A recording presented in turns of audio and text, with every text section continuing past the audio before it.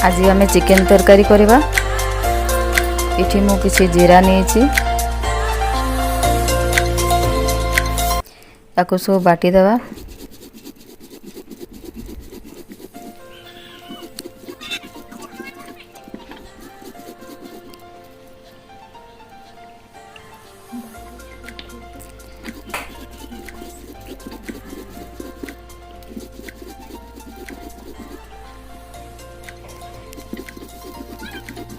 मु जीरा सहित आउ किसी मसला धनिया गोलमरिच ये सब भी नहीं एठी मु नहीं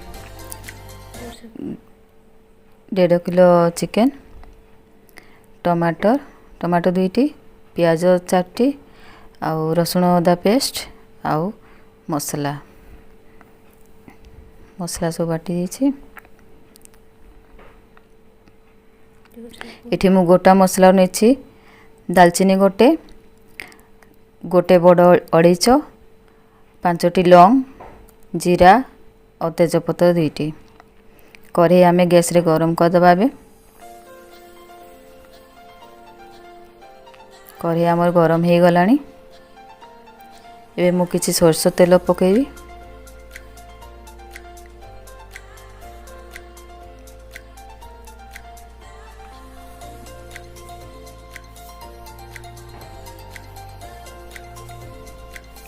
गरम होगा छाड़ीदेवा। तेल आमर गरम हो गलानी। एठी गोटे दालचीनी पकेबा लौंग पकेबा आउ बड़ अड़ीच गोटे पकेबा आउ जीरा किछि पकेबा आ तेजपत्र 2टी या पकईकी टिके हल्का चलेदेवा ब्राउन करदबा। जीरा आमर ब्राउन हो गलानी। प्याज पकेबा। प्याज पकईकरी भल भाव चलैदेवा प्याज पूरा ब्राउन हेबा पर्यंत।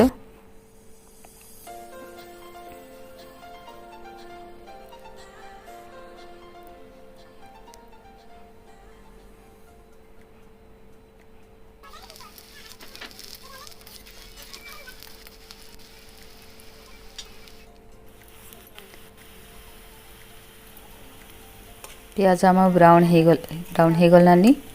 एबे आमे रसुण पेस्ट अदा करथिले ताकू पकेबा भल भाव टिके चलैदेवा भाजी हेबा पर्यंत।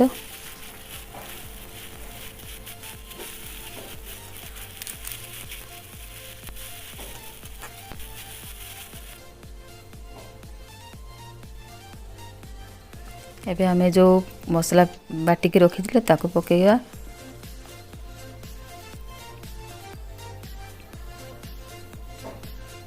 एबे मसला सब को भल भाव कषिदेवा।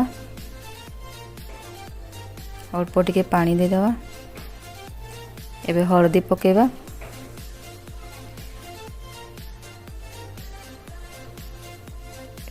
लंका गुंड पकेबा।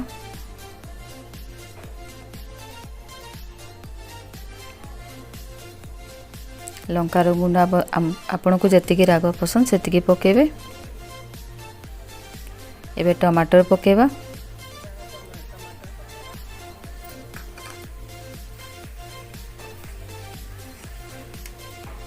भल भाव या कषिदेवा। एबे आमर स्वाद अनुसार लूण पकेबा।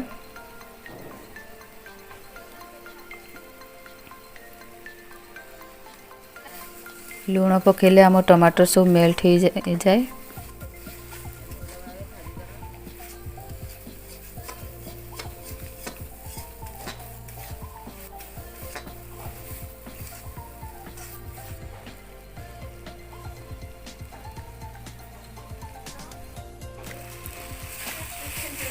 एबे हमर मसला रे तेल छाड़ी आसिलानी। एबे आमे चिकेन पकेबा।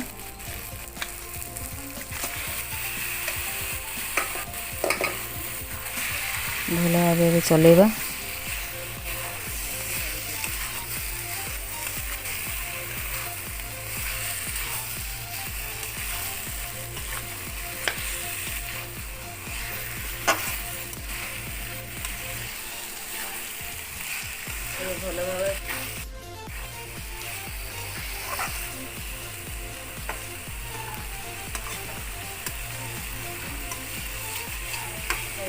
ଏବେ 2-3 ମିନିଟ୍ ଆମେ ଘୋଡ଼ଣୀରେ ଘୋଡ଼େଇ ଦେବା।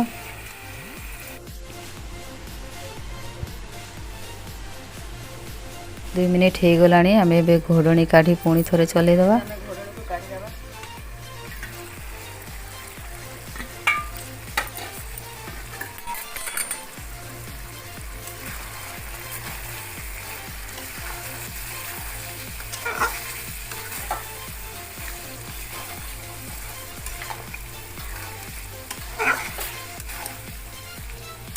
ମସଲା ଭଲ ଭାବେ ଭାଜି ହେବା ପର୍ଯ୍ୟନ୍ତ କଷିଦେବା। ପୁଣି ଥରେ ଘୋଡ଼ଣୀ ପୁଣି କାଢ଼ିକିରି ଚଲେଇ ଦେବା।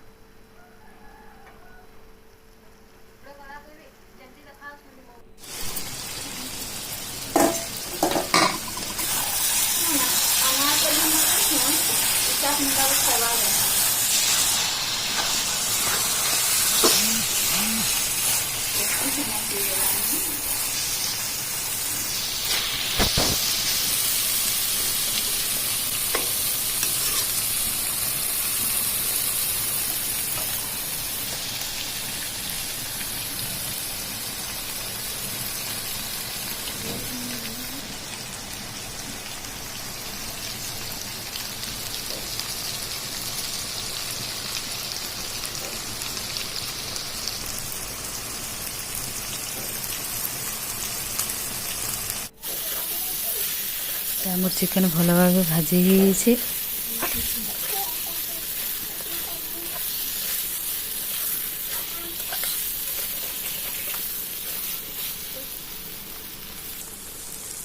ଆଉ ଚିକେନ୍ ଭଲ ଭାବେ କଷି ହେଇଯାଇଛି।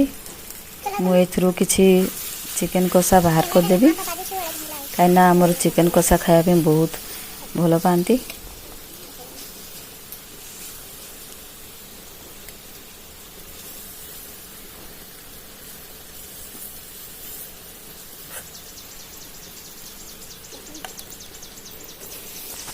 ମୁଁ ଏବେ ଧନିଆ ପତ୍ରରେ ଏଠି ଗାର୍ନିଶ୍ କରିଦେବି।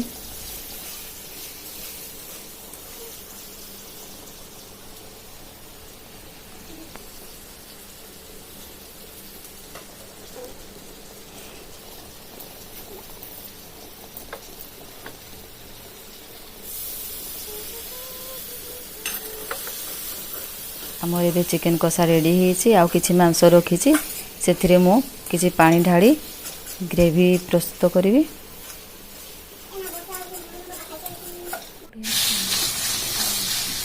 ଏବେ ଆମର ଭାଜି ହେଇଗଲାଣି। ଏବେ ପାଣି ଢାଳିଦେବା। ମୁଁ କିଛି ପାଣି ଢାଳିଦେବି। ଯେତିକି ଆମର ଝୋଳ ରଖିବା କଥା ସେତିକି ପାଣି ଢାଳିବା।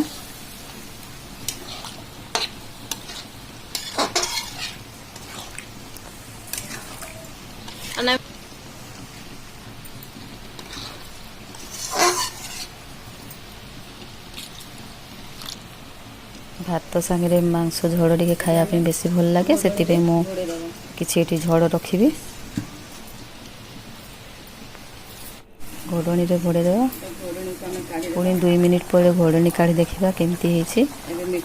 ଏବେ ମୁଁ ଏଠି ଚିକେନ୍ ମସଲା କିଛି ଦେଇଦେବି।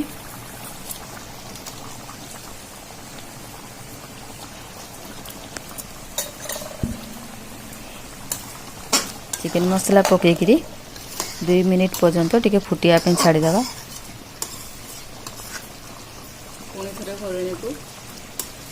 ପୁଣି ଥରେ ଘୋଡ଼ଣୀରେ ବନ୍ଦ କରିଦେବା।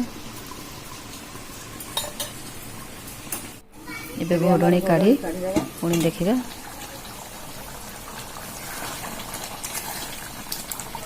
ମଝିରେ ଘୋଡ଼ଣୀ ସବୁ ଘୋଡ଼େଇ ଭାଜି ଗ୍ୟାସ୍ ବନ୍ଦ କରିଦେବା। ରଖିଲେ ମାଂସଟା ଟିକେ ଭଲ ଲାଗେ। ଏବେ ଆମର ଚିକେନ୍ ହେଇଯାଇଛି, ପ୍ରସ୍ତୁତ ହେଇଗଲା। ଏବେ ଆମେ ପ୍ଲେଟ୍ରେ ବାହାର କରିଦେବା।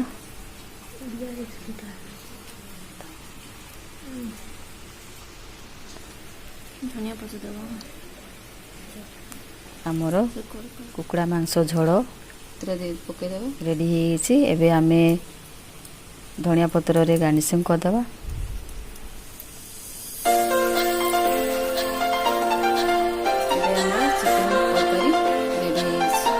ଏଇଭଳି କୁକୁଡ଼ା ମାଂସ ବନାନ୍ତୁ।